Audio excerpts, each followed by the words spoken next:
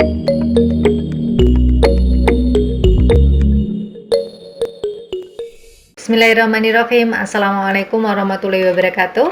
Melon termasuk dalam suku timun-timunan, masih satu kerabat dengan semangka, belewah, dan timun suri. Untuk budidaya tanaman melon, biasanya diperbanyak secara generatif dari biji ataupun benih. Sebelum ditanam, benih harus disemai terlebih dahulu di polybag kecil ataupun di cup-cup seperti yang Taman Inspirasi lakukan. Kita punya persemaian melon, ada yang di polybag kecil khusus persemaian dan ada juga yang di cup-cup. Proses penyemaian biasanya berlangsung hingga 10 sampai 14 hari. Jika daun sudah mencapai 2 sampai 3 helai, kita bisa pindahkan ke lokasi penanaman. Bisa ditanam di pot, di polybag, seperti galon-galon bekas seperti yang Taman Inspirasi lakukan. Ini galon bekasnya saya bagi dua, kemudian yang bagian bawah akan saya gunakan untuk menanam melon. Nah, untuk di bagian dasar media tanam, saya akan berikan daun-daun kering yang saya ambil dari habis bersih-bersih taman untuk menambah unsur organik media tanam.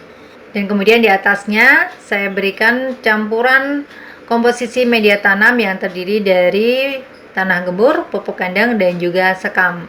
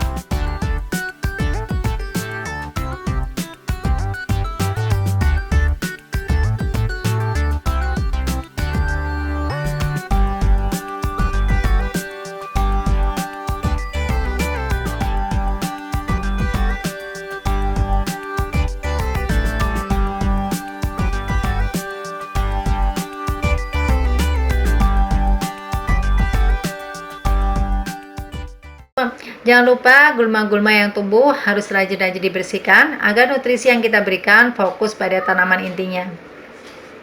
Untuk penyiramannya, kita harus menyiramnya secara teratur, paling tidak di sore hari, 1 hari sekali, untuk menjaga kelembapan media tanam. Ketika musim hujan, drainase harus berfungsi dengan baik. Jangan biarkan lahan tergenang air, karena tanaman melon tidak suka dengan media yang terlalu basah. Untuk keberhasilan buah yang bagus, tanaman harus ditopang dengan ajir atau tongkat dari bilah bambu. Nah, fungsinya agar buah yang dihasilkan tidak bersentuhan dengan permukaan tanah. Selain itu, agar terjadi penetrasi sinar matahari ke seluruh bagian tanaman. Dan pemasangan ajir hendaknya dilakukan sebelum tanaman tumbuh besar. Hal ini dimaksudkan agar ajir yang ditancapkan tidak melukai akar tanaman.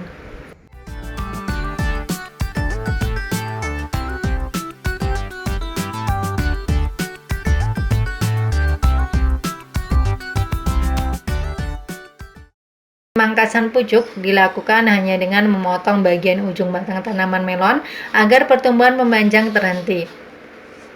Dengan pemangkasan pucuk, tanaman juga menjadi tidak terlalu tinggi dan rimbun.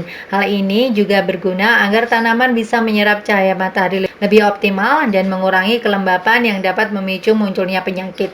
Waktu yang paling tepat untuk melakukan pemangkasan pucuk adalah siang hari saat terik matahari. Hal ini agar luka pemangkasan bisa segera kering dan mencegah masuknya infeksi penyakit dari luar.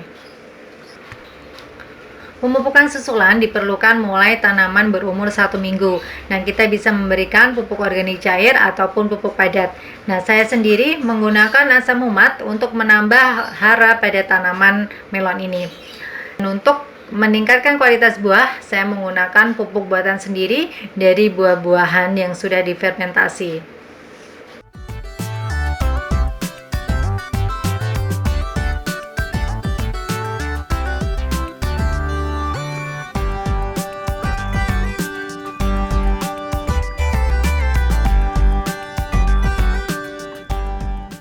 Untuk mendapatkan kualitas buah yang baik, kita bisa melakukan penyerbukan buatan.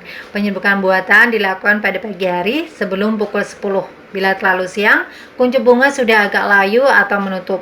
Satu pohon setidaknya bisa ditumbuhkan 3-4 calon buah. Kemudian diseleksi lagi sehingga buah yang dipelihara sampai panen cukup 1-2 per pohon. Tujuan seleksi buah ini agar buah bisa besar secara maksimal. Dengan seleksi ini, potensi tanaman yang berbuah banyak akan dibatasi menjadi hanya 1 atau 2 buah per tanaman. Dengan demikian, distribusi nutrisi akan lebih fokus pada buah yang akan dibesarkan hingga panen.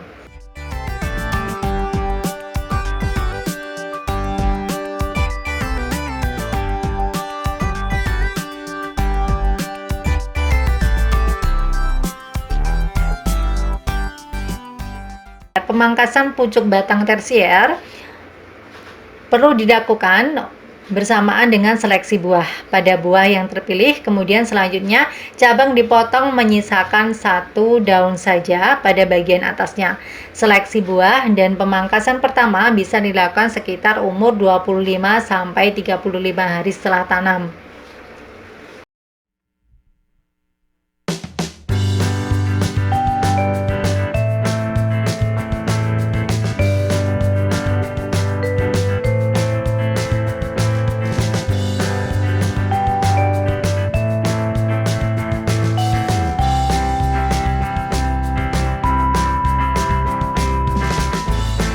Nah, ternyata ada ulatnya. Kita ambil saja ya karena sudah terlanjur lihat. Jadi kita ambil secara manual saja.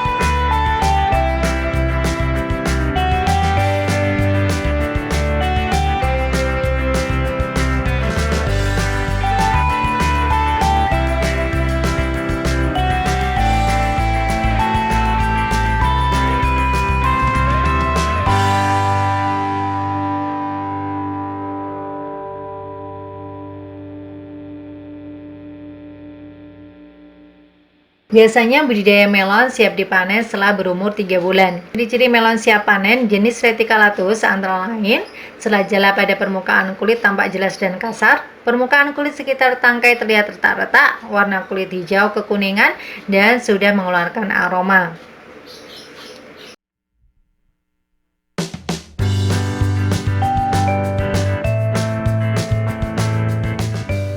Jadi demikian teman-teman budidaya melon di rumah sendiri menggunakan galon bekas. Semoga bermanfaat dan jangan lupa untuk senantiasa berdoa kepada Allah Subhanahu wa taala di setiap aktivitas kita agar aktivitas yang kita lakukan bermanfaat dan berkah. Sekian dari kami. Wassalamualaikum warahmatullahi wabarakatuh.